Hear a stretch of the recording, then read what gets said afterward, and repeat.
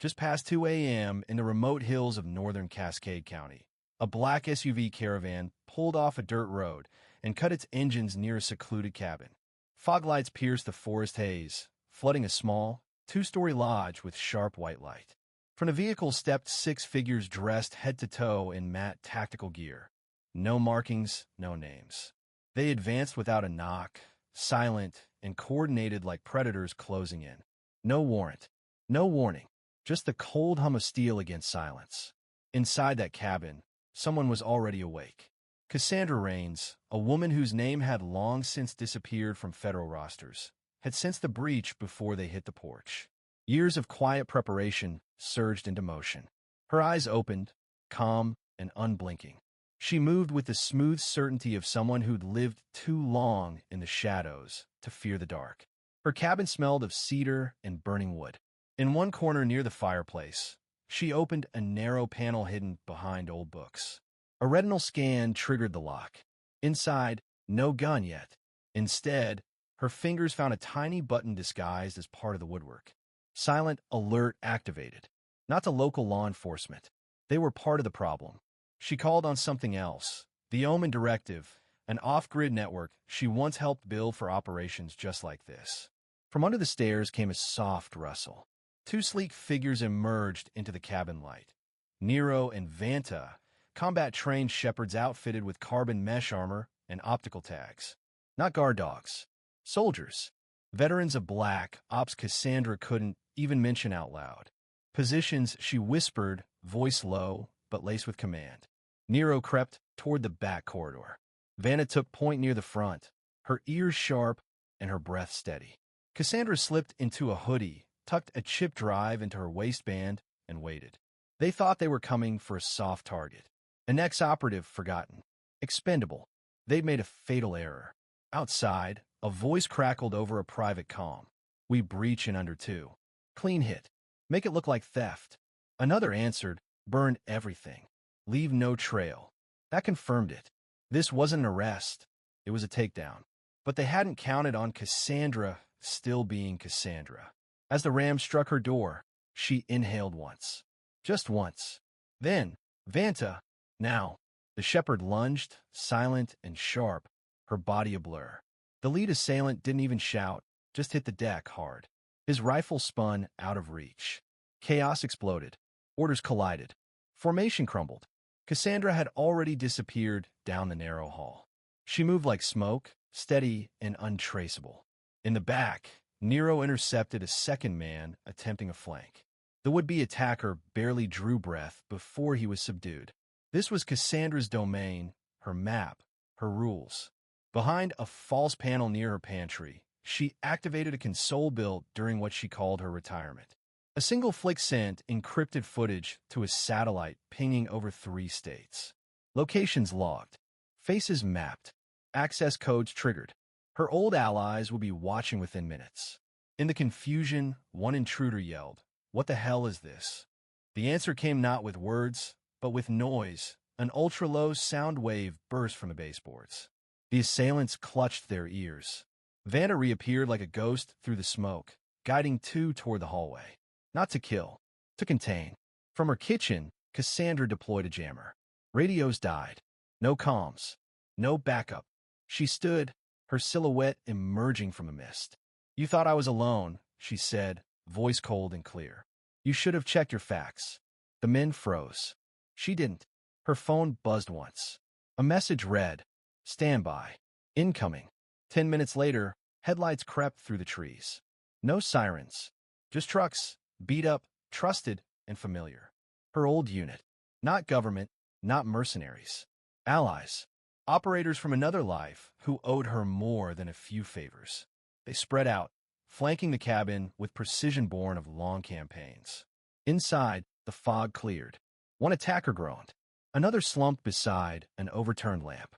Nero and Vanna stood guard, unwavering. 2 men dropped their weapons. "You should have asked who funded this op," Cassandra said quietly. "Because you're not walking out with answers. Only consequences." As she secured the room, one muttered, "We were just following a contract." She turned, eyes narrow. "Then you're just as replaceable as they assumed."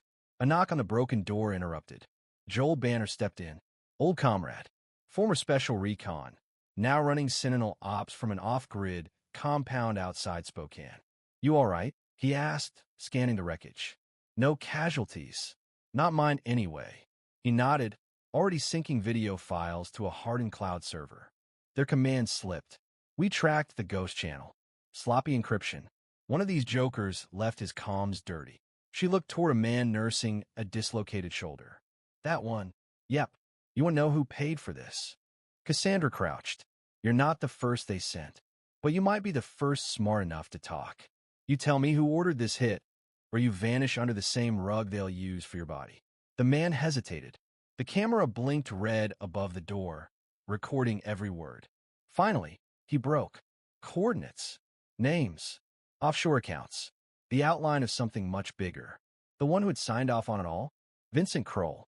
Billionaire real estate mogul with ties to every major land development from Oregon to New Mexico. His shell company had been filing quiet claims against off-grid landowners across the region, under the guise of eco-renewal. Her property? In the way. Cassandra's hands clenched. Kroll wasn't buying land. He was scrubbing it clean. Joel leaned close. This guy's got friends in the state senate, DHS, maybe even DOJ. If you go loud, it's war. She smiled faintly. Then I won't whisper. The next morning, Cassandra's footage hit independent news channels. No edits. No spin. Just raw truth. Within hours, advocacy groups, veterans networks, and whistleblower sites picked it up. She didn't trust the mainstream. She trusted the proof. By that night, over 3 million people had seen it. She wasn't done. Alicia Stroud, a civil rights attorney and former Marine, joined forces with Cassandra to build a case, documenting decades of illegal land seizures, hidden buyouts, and systemic targeting of vulnerable communities. The attackers hadn't just failed. They'd sparked a fire. Within a week, Cassandra was leading strategy meetings in community halls and libraries. She didn't dress up. No podium. No PR. Just her voice, and hard evidence.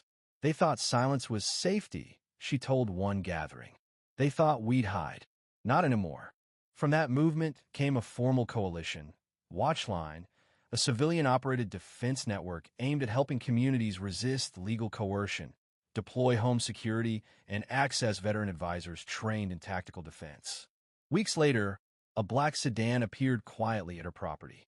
2 agents stepped out, not in threat but recognition. They offered access to intel, unofficial channels, and warned her. What she uncovered was just the edge. Cassandra listened, took the files, said she'd consider it, but she wasn't anyone's tool. I'll help, she said, but I don't answer to suits. If I smell betrayal, I burn everything down. They nodded and left. That night, as snow fell quietly on her roof and the woods returned to silence, Cassandra sat beside the fire, the folder of new intel in her lap. Her eyes never blinked. Her mission had just begun. Cassandra didn't choose this fight. It came to her doorstep, masked in the dark, armed with arrogance, and aimed at erasure. But they knocked on the wrong door. Now, the silence that once surrounded her cabin had become something else. Movement, resistance, momentum. She had no press team, no polished speeches. Just proof, and a past that had prepared her for every pressure point the system could try to exploit.